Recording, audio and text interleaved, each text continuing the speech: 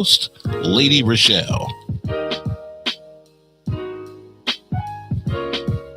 Lady ReShell, where we move away from awareness towards action.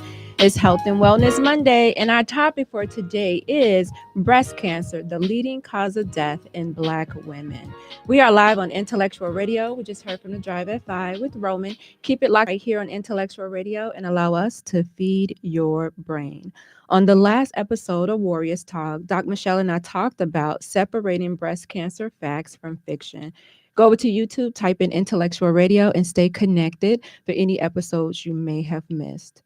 The quote of the day is, every woman needs to know the facts. And facts is, when it comes to breast cancer, every woman is at risk. Here are your trending topics for today. A teen and an adult were killed in a shooting in Central Visual and Performing Arts High School in St. Louis today, said Police Commissioner Michael Sachs. Police located the shooter, and he was shot during the exchange of gunfire. He was later pronounced deceased.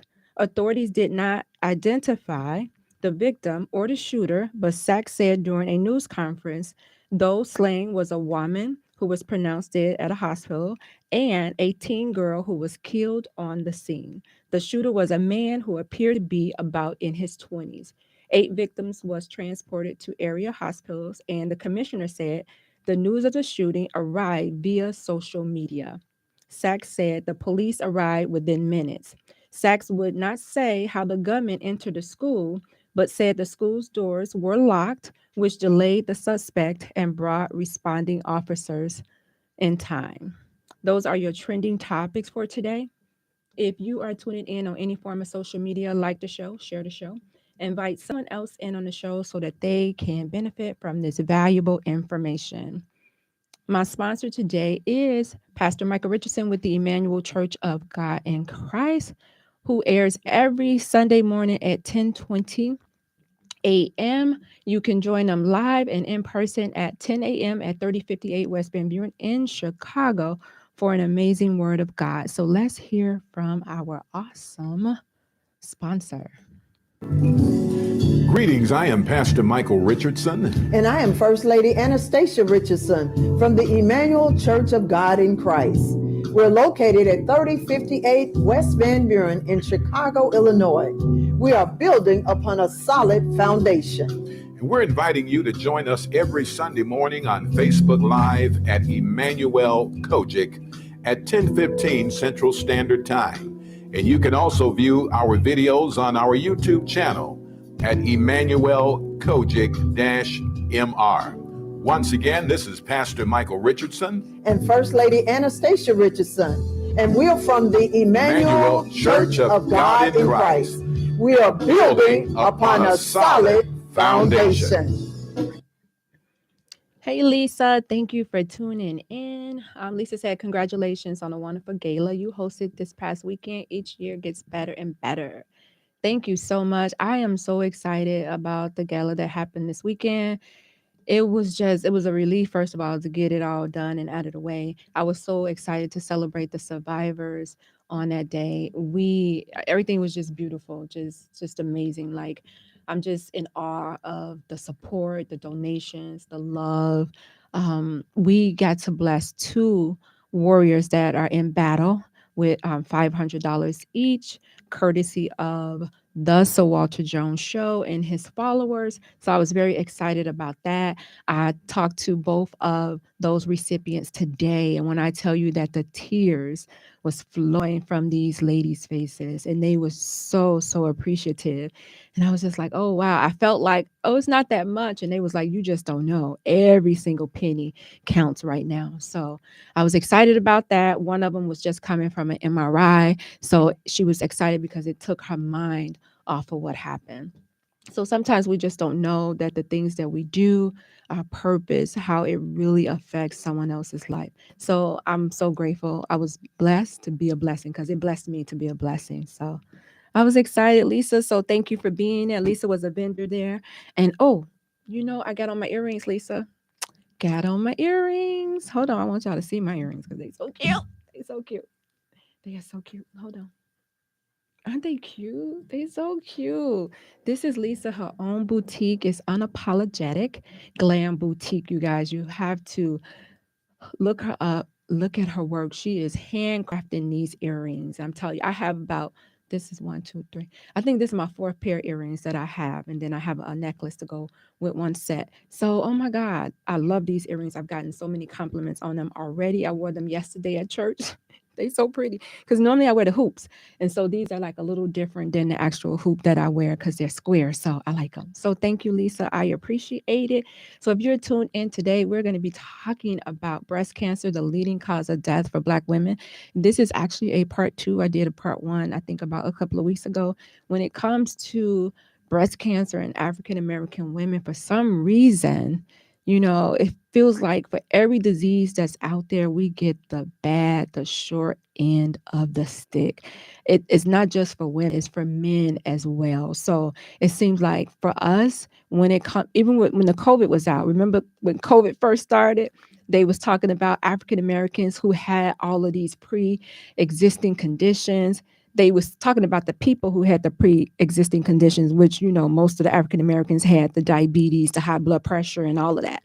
So it seems like, I'm thinking like, what are we doing so wrong that the other races are doing so right, that when they disease hit them, it doesn't wipe them out, or at least wipe them out as fast as it does us.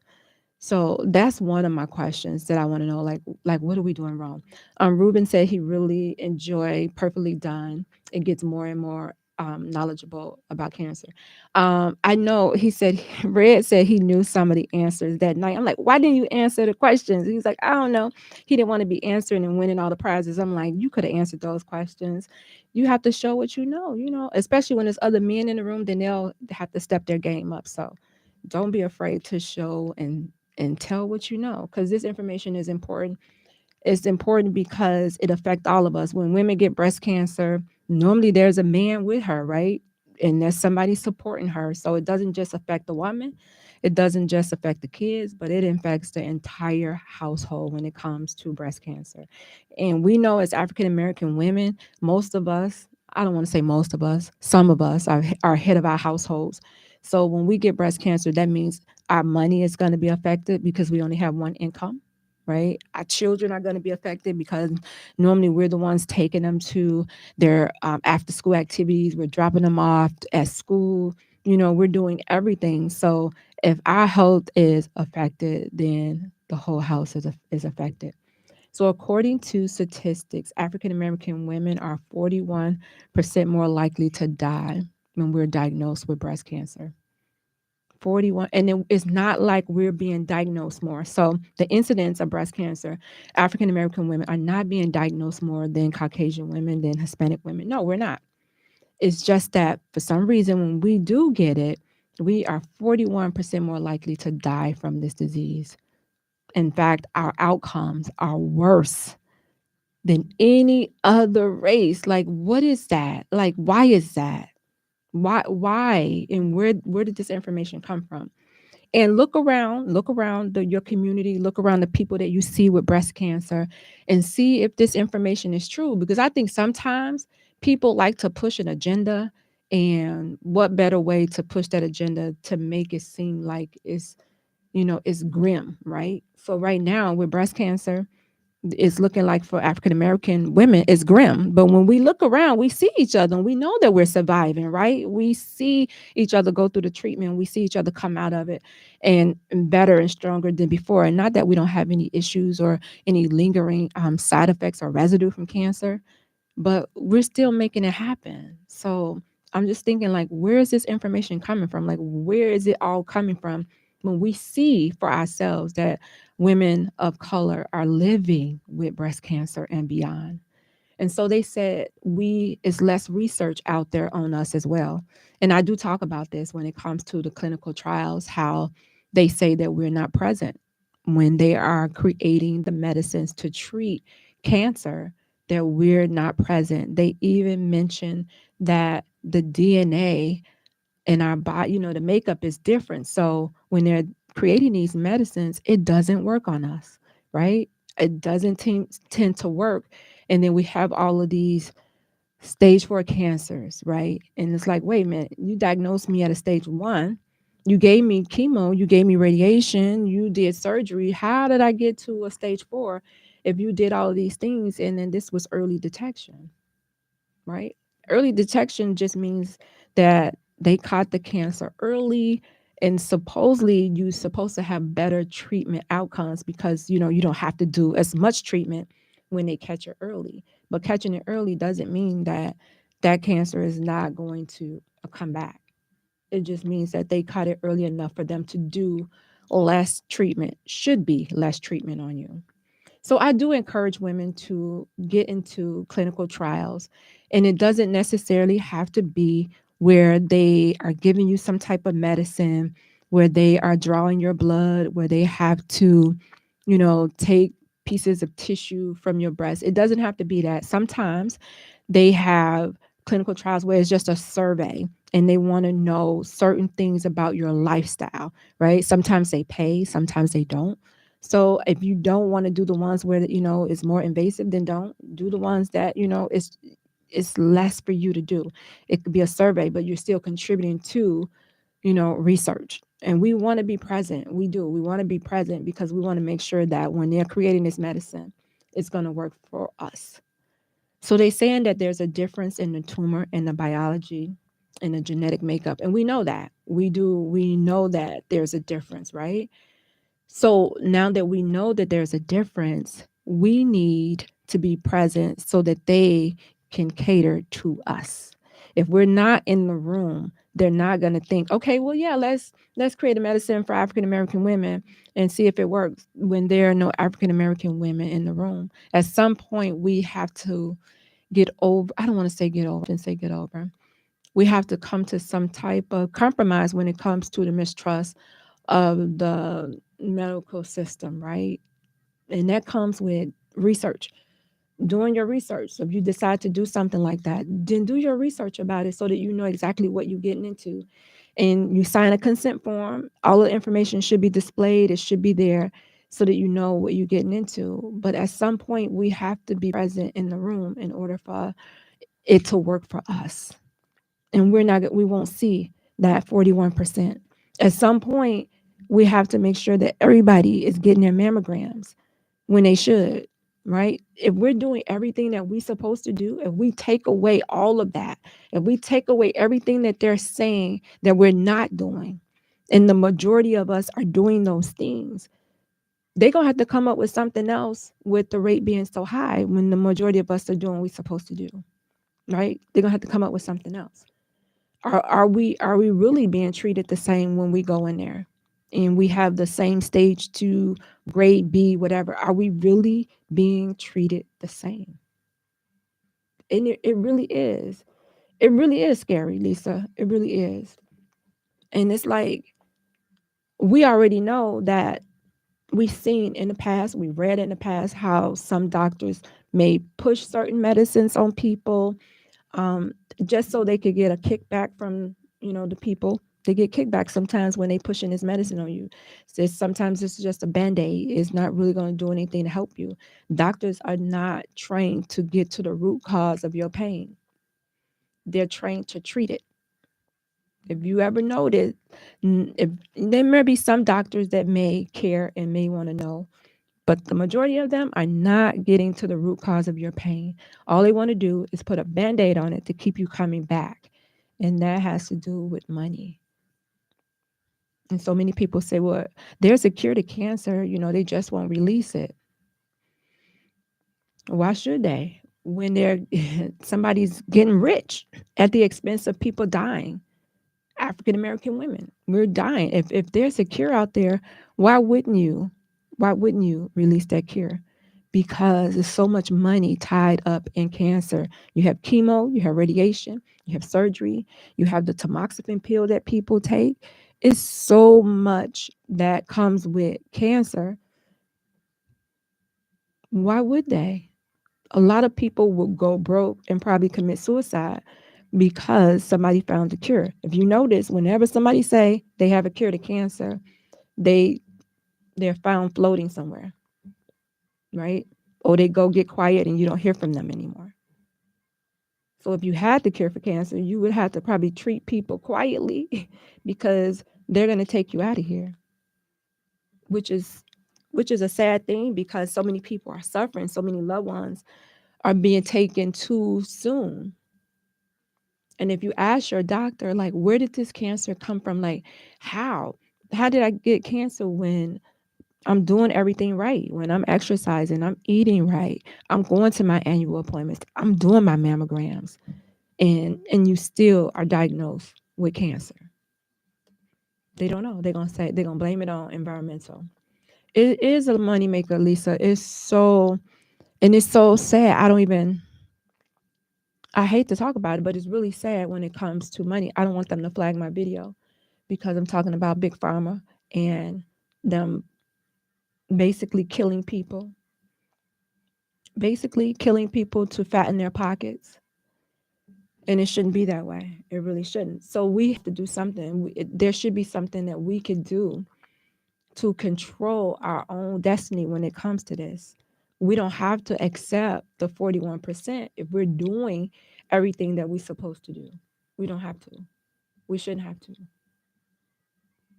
So there are barriers to quality healthcare. We know that, right? We know that some people may not have insurance, right? We know that some people, if they have insurance, it may not cover everything. And some people don't go to the doctor unless it's an emergency, unless they have to go by paramedics, and that's the only way they're going to go. They're at home doing their own home remedies, trying to fix themselves up and not really, going in to get the care that they need because they can't afford it. So that's a barrier. If you can't afford a mammogram, then how are you going to get the mammogram? You're not even going to think about getting a mammogram. You're going to think about putting food on your table. You're going to think about paying your rent. You're not going to think about, oh, I'm going to save this money up to go get a mammogram. No, you're going to be like, I'm going to pray that ain't nothing wrong with these breasts, and I'm going to go on about my life. And that's what people do.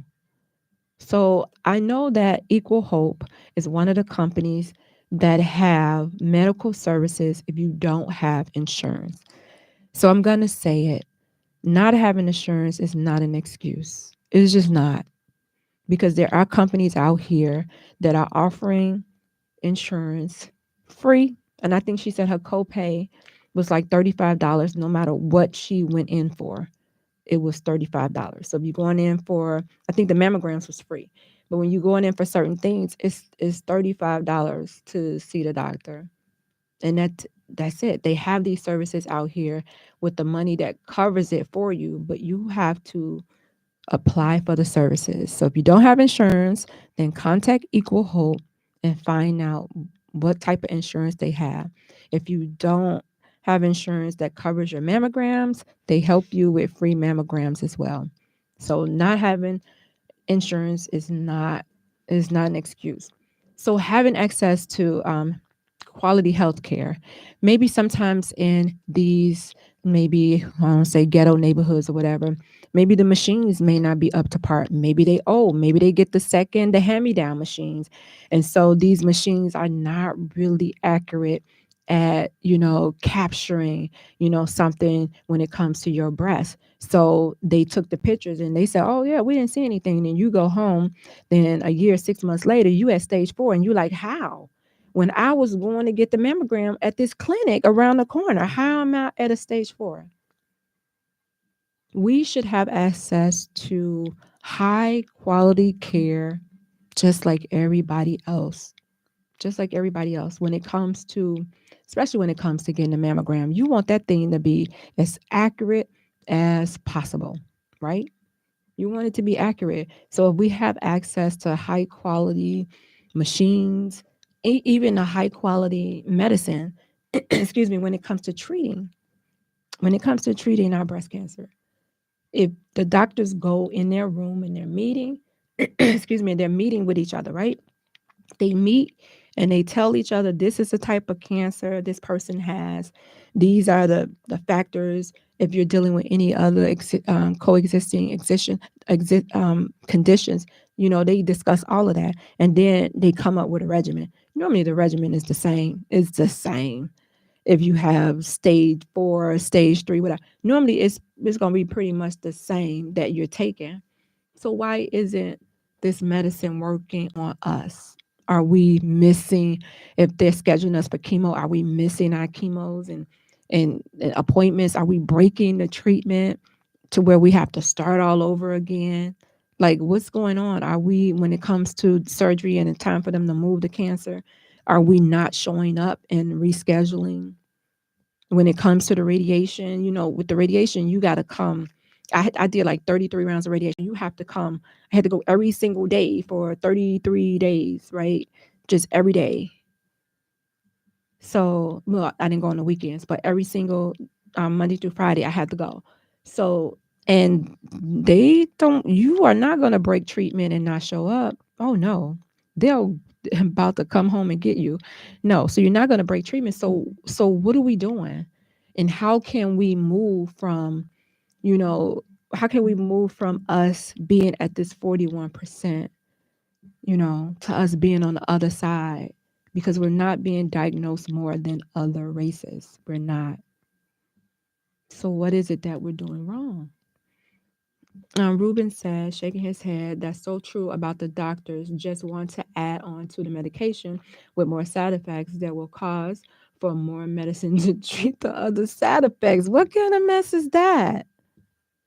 What? That doesn't even make sense though. And it's true. It's true. They'll switch it out if you say, "Oh yeah, that didn't work." I was experiencing this. They're not going to investigate, which is so sad. It's not like they're, and I'm going to say not all doctors, because there may be a few that may, really try to figure out what's going on with you. A lot of you in there 15 minutes and you out. You not even, they don't even spend enough quality time with you to find out what's going on with you. It's always a Band-Aid. Again, they are taught to treat the symptoms and not get to the root cause of the problem. You got high blood pressure, they're going to give you some high blood pressure medicine. They're not going to say, "Oh, well, let's see if you can exercise and eat right and not be stressed or whatever, and then come back and see me in 3 months." Some of them do that. A lot of them going to push that medicine on you and tell you to keep going. So they're saying that our health behaviors is causing us to have these poor outcomes when it comes to breast cancer. We are not following up with our appointments, right? We're not completing our treatments. And I'm just wondering again, where they're getting this information from. Because everybody I know that went through breast cancer completed all of their treatments with no issue, with no breaks in treatment like they're saying here. And I'm sure these women are probably, again, they may be head of their households to where they got to go to work. So if treatment falls, and your work, let me just say, your work should not be telling you that you can't go to your treatment, right? They should be allowing that. They should be allowing that for you to go to your treatments or take off for your treatments. They should be allowing that. So I know my job, I was off every Friday, but I had sick time. People donated sick time to me, and I was able to take off every Friday from February to June to do my chemos on Fridays from 9 to 1. But I realized that maybe you may be at a job to where you don't have vacation time. So if you take off, that means you're not making money. So again, if you're a person that has to pay some bills and you need a roof over your head for you and your kids and food in your mouth, you may opt to go to work, and you may opt to go to work sick. And trust me, women will do it. You will be at work sick knowing you about to pass out, but you going because you want to try to make them extra dollars to go ahead and pay your bills. And it shouldn't be that way. You should be able to have that peace of mind to say, okay, I'm going to be able to take this day off. I'm still going to get paid for it. And I'm going to do my treatment. Again, I was off every Friday. I did mine on Friday so that I could have Saturday and Sunday to recuperate from the chemo and then be ready for work on Monday morning. I realized that everybody may not have that at their jobs. So there are late stages diagnosis. When it comes to cancer, they're saying that by the time that African American women are diagnosed, we're diagnosed in the later stages because, number one, we're not getting adequate screening, right? We're not going in for the screenings. We're not going in when they said at age 40, we're supposed to be going in. We're not going in. If you have somebody in your family that had breast cancer runs in your family, you should be getting tested 10 years before that person. Man, I feel like a broken record. I say it all the time. 10 years before that person was diagnosed, you should be going in to get a mammogram, or at least talking to your doctor to say, hey, you know, my sister was diagnosed with breast cancer at the age of 52. What does that mean for me? If you have a first degree relative that was diagnosed with breast cancer, it puts you at a higher risk for breast cancer. When it comes to the hereditary link, genetics, there's only a 5% hereditary link when it comes to the breast cancer. So that means 85% of those diagnosed do not have a hereditary link. So you can't say, well, oh, breast cancer doesn't run in my family, because nobody in my family had breast cancer. Nope. 85% of women diagnosed with breast cancer do not have that hereditary link. So that means that you need to be doing the breast exams. And the breast exams can be kind of controversial because they create anxiety in women every single month when you have to do the breast exam, right? It creates anxiety because if you feel something and you go to the doctor, it may be a false positive because you don't know the lumpiness of your own breast. So it can create some sort of, stress in a woman. So I say it's totally up to you if you want to do the monthly exams. So you get 3. You do your monthly, you do your annual, and then you do your mammogram. So you have 3 things going on to catch anything that could be happening. And the reason why you're going every year is because, cancer don't start like yesterday, right? So sometimes it may be present, but it may not be visible enough for the mammogram to see it yet. It may be at that 0 stage to where it can't pick it up yet. And the mammograms are not foolproof. So keep that in mind. They do miss some of the lumps in people's breasts. They're not foolproof. But according to statistics and all of American Cancer Society, the American Cancer Institute, they're saying that this is the best thing that we have to catch cancer early, which is the mammogram.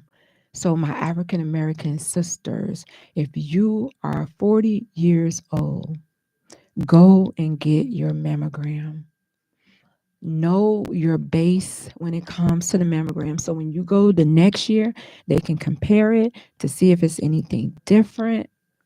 This is you taking charge of your health, being on top of your health. If you're afraid, I get it. I've been there. Do it afraid. I would rather go and get the mammogram being afraid and be here to experience some of these milestones with my babies. You have to think of it. You're going to be inconvenienced for about a good 20 minutes. Probably a good 20 minutes. You go in, you check in, they take you to this locker room, you take your shirt off, you put on this little robe, you sit in this room, wait for them to call your name, then you go back there, then they put your breast in the machine, take images of it, you go sit back in the room, wait for the doctor to read it, then the doctor will call you in there to see if they saw anything. If it's kind of, they can't see anything, they'll say, okay, let's do an ultrasound. They're going to do it right there while you're there, right? They're going to do the ultrasound right there. If they're able to do the biopsy while you're there, they'll do the biopsy while you're there. If not, they'll tell you to come back to do the biopsy. I did the mammogram, the ultrasound, and the biopsy all in one day. The next day, my doctor called me 12 o'clock the next day and was like, you have cancer. So what if I had waited? What if and I was diagnosed with triple negative breast cancer.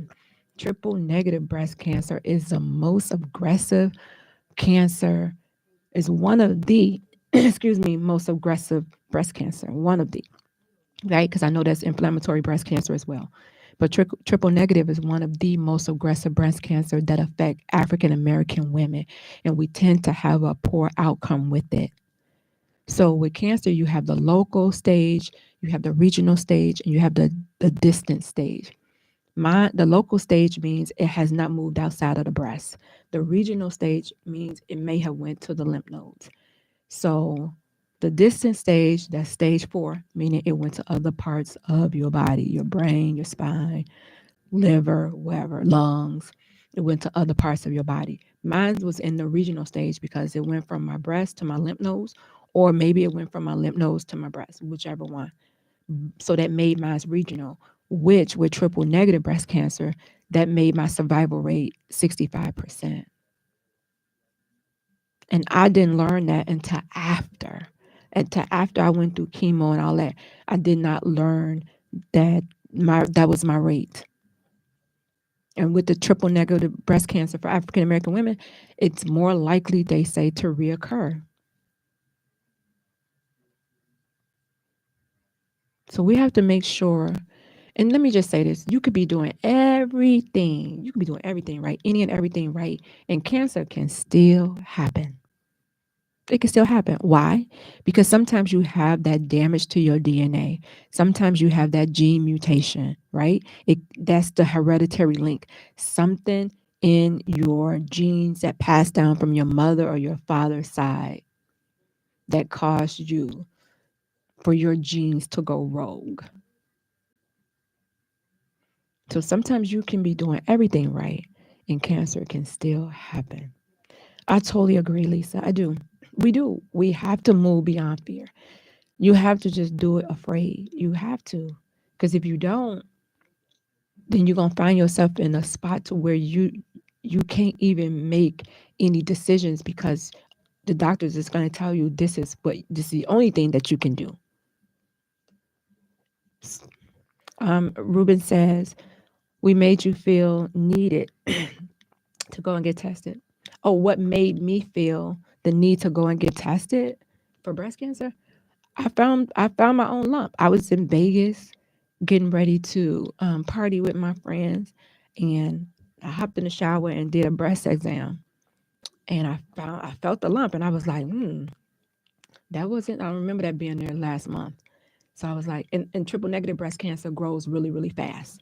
And I'm gonna tell you how fast it grows. I found my lump in Vegas in November 1st. By the time they confirmed it, because I did 2 biopsies, by the time they confirmed it, I had more lumps in my breast, right? Because triple negative grows really fast. So I just did my monthly exam and found it. And because I was doing the monthly exams, I never felt it before. And I was like, wow. And in July, I had my clinical exam. So in July, I had my annual physical. My doctor did the clinical exam. She didn't feel anything. In November, when I did the lump, so that was July, August, September, October, November. That was what, 5 months. So when I told her that I had breast cancer, she was like, "What?" She was like, "I just saw you in July and I did the exam. I felt nothing." I said, "Well, they diagnosed me and this is what it is." And she was just like, "Oh wow, oh wow." So yeah, I did. That's what I'm saying. Women, a lot of times men find a lump. A lot of times your man will find your lump. I had the speaker for my event this weekend. She said her man found her lump and he encouraged her to go get tested, right? So sometimes men, that's your woman. You know, become familiar with her breast, become familiar with the lumpiness of her breast so that when something's not right, you're able to encourage her to go and get it checked out. So men, you play a role as well. You know, you play a role. We talk about men, you get breast cancer too. When it's African American men, guess what? Your prognosis is just like ours. It's worse. It's worse. 2,710 men are diagnosed with breast cancer, will be diagnosed this year, they say, with breast cancer. Out of that, 530, they say, are expected to die. And normally when men go in, they said that theirs are in the later stages too. Why? Because a man ain't looking for no lumps. They're not looking for lumps. A lot of time with a man, it may be a lump present by the nipple, or it may be blood shooting out of the breast. So, men, be vigilant about your pectoral area too, because it's rare. Breast cancer is rare when it comes to men, but guess what? It does happen in men as well. If you are just tuning in, this is Warriors Talk with Lady ReShell. We are live on Intellectual Radio, and we're talking about African American women and how breast cancer is the leading cause of death. I just want to recognize one of my sponsors who is also a breast cancer survivor, and her name is Paula Kelly, and she's with Allstate. And she has been a sponsor of mine for a couple of years now. And I'm just so excited that she is an agency with integrity. So if you're looking for somebody or insurance that has integrity, that's going to give you a fair rate, I would encourage you to contact her. She's located at 327 East Glenwood, Glenwood Lansing Road in Glenwood, Illinois. She could be reached at 708-758-3300. Can you do me a favor? Can you tell her that Warriors Talk sent you? So we're talking about breast cancer and how it is more deadly in African American women. Lisa says she was awesome. Men, since you're touching anyways, make it known if you feel something out of the ordinary. I totally agree with you. Yeah, I mean, men, and you're probably going to probably feel it. You may feel it before we do, right? Because women, we don't want to touch them. We don't. And we don't want to touch them for the fear of we may find something. So, yeah, I agree with Lisa. If you're there and you're touching them, get to know them. Get to know, though, explore them. So when something don't feel right, you're like, babe, wait a minute. No, that ain't right. Encourage her. Encourage her. Men and women, encourage your men. Encourage them to go to the doctor to get their annual physicals. Push them. If you're at a certain age when it comes to certain screenings, get it done. Get it done. I think about Chadwick Boseman, who passed away. He was Black Panther. He passed away from colon cancer. Cancer actually ran in his family. He had a brother that had cancer too. Around the same time he had cancer. So he was young, when he received his diagnosis. But, cancer did run in his family. So I'm not sure if he was maybe getting the genetic testing done since it did run in his family. But, we know he died early from colon cancer. And colon cancer can be prevented by going to get your colonoscopy, especially if you're at a certain age and if you have a family history of it. Then again, we gotta make conversations with our doctor. We gotta communicate in order for them to know what to do for us, right? We have to do that. His life ended when he was really at the top of his game. Like it did. And he was diagnosed in stage 3. But, stage 3 can quickly go to stage 4, and it did. And it took him out of here. So I thought it was 50 for the colonoscopy, but I found out that it was 45. So I was 5 years late. I got mine done at 50. So I was 5 years late getting it. I thought that it was at age 50. But if you have like a history of cancer or colon cancer in your family, then just go get it done a little earlier, because if they find polyps, guess what? They can remove them. They can remove them before they start, moving throughout your body.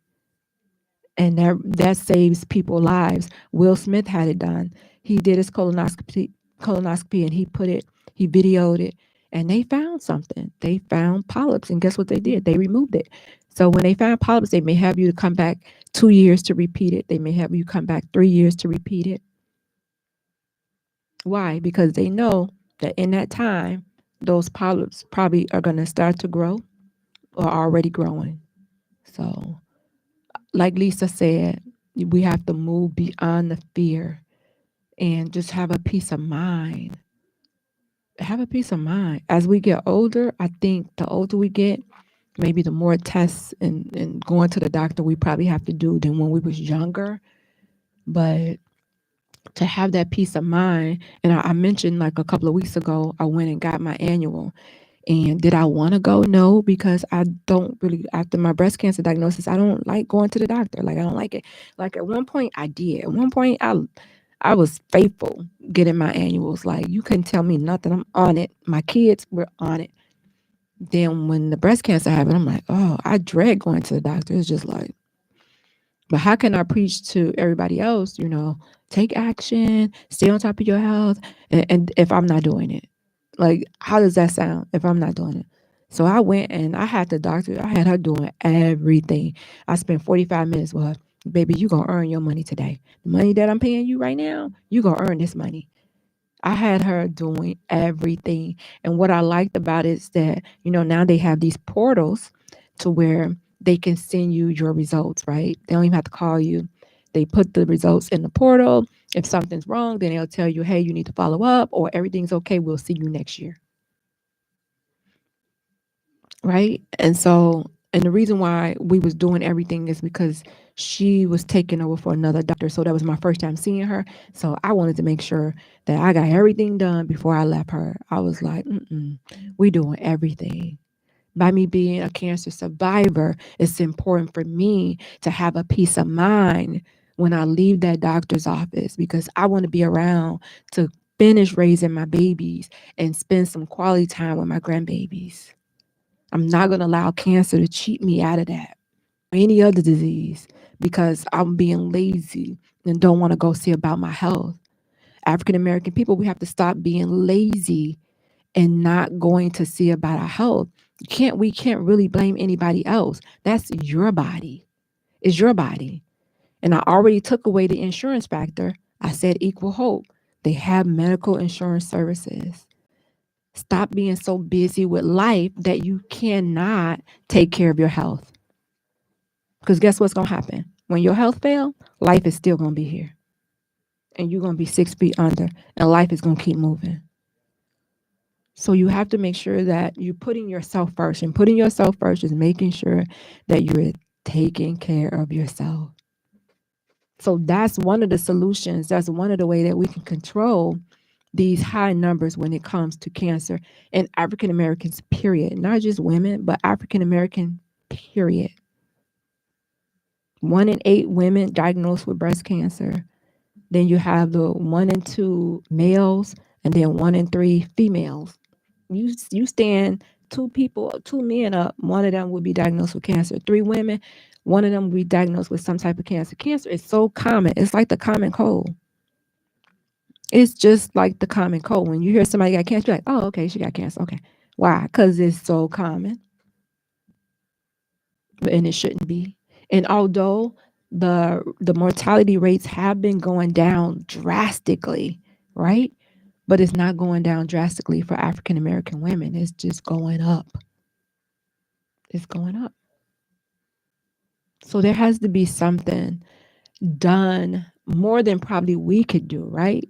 We can control certain things, but when it comes to like adequate screening or like being underinsured, I know that they have programs with the state to where you can fill out for it and hopefully you'll qualify. I know sometimes they be like, oh, you make too much to qualify for certain things, but then you have to reach out somewhere else. There are companies out here that have the insurance to where it's free, especially when it comes to getting the mammograms done. So you don't have to worry about it. There are clinics. I can remember growing up, and I don't know if it still exists, when they had the Board of Health.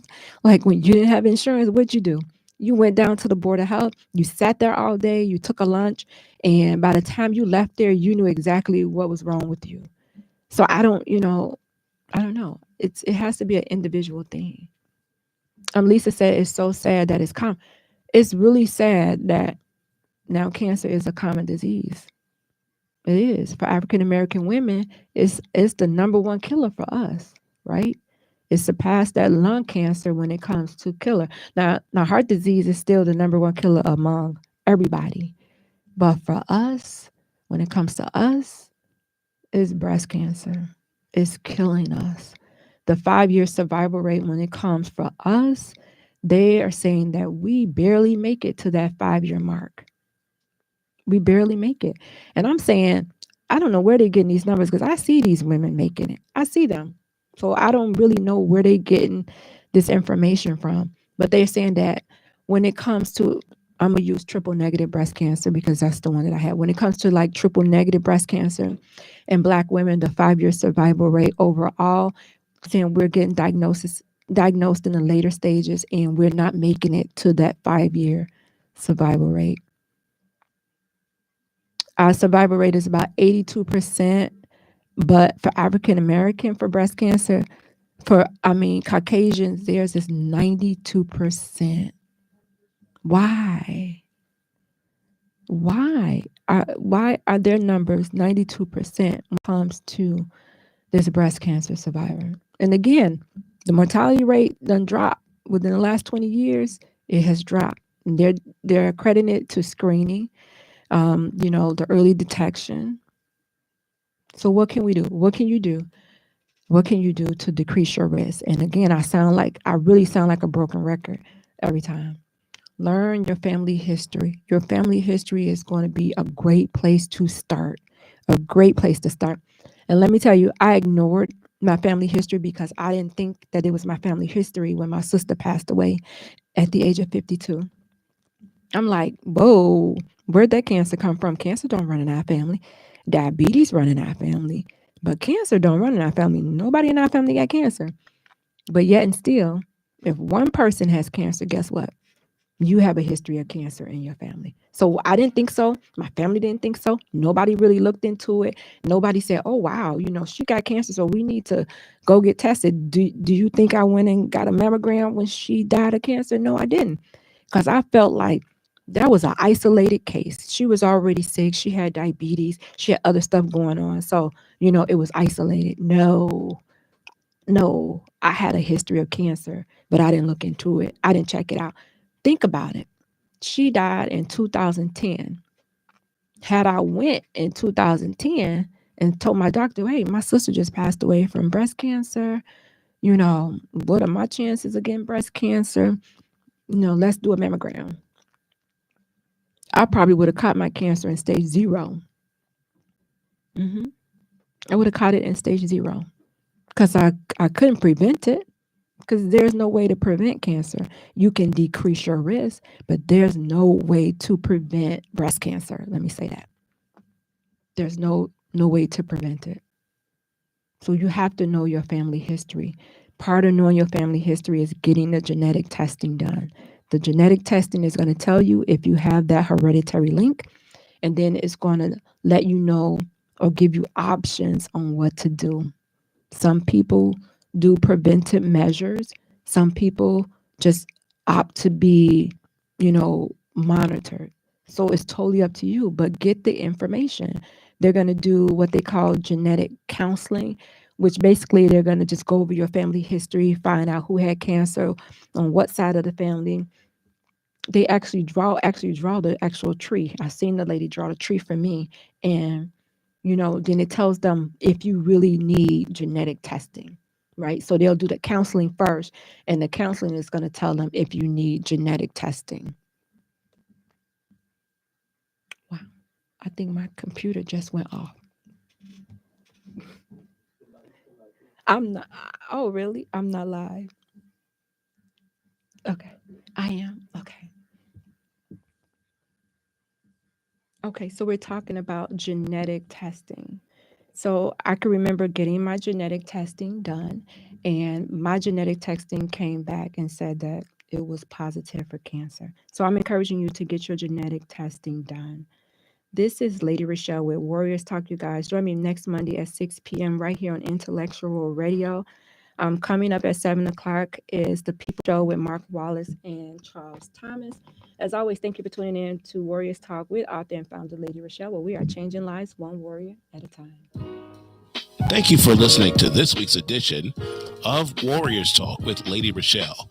To find out more about Warriors Talk, follow at Warriors Talk, the number 1, on all social media outlets, and Warriors Talk with Lady ReShell on YouTube. Please join us next week and every Monday evening at 6 p.m. Central Standard Time on IntellectualRadio.com for Warriors Talk with Lady ReShell, where we encourage, educate, and empower you into action.